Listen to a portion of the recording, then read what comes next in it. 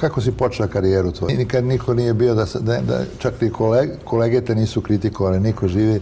Jedina si ostala ono što kažu neuprljana. Pa počela sam da se bavim, ja sam još kao mala pričala o tome, pošto sam ja rođena sa tim sposobnostima, znači nisam naučena, nego rođena.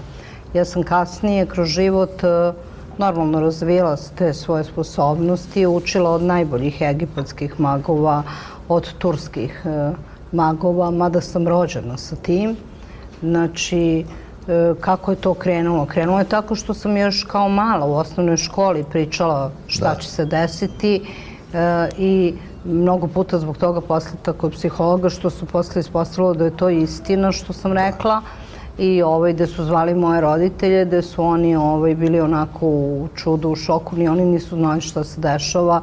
Čak sam pričala kao dete svom ocu što mu se desilo danas na poslu, neke incidente i tako, gde on pitao mamu ko je to bio od kolega, pa pričao.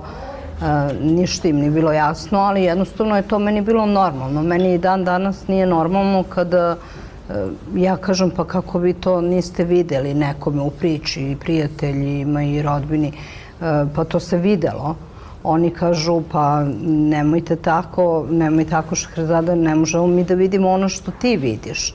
Ali meni je to čudno jer ja sam s tim rođena i kažem samo sam kasnije razvijala, tako da sam ja kroz snove dobijala poruke, imala sam astralne izlete koje nisam mogla ni da kontrolišem, tako da sam između ostalog i medijum, ali dobro, to sad i nije puno za javnost.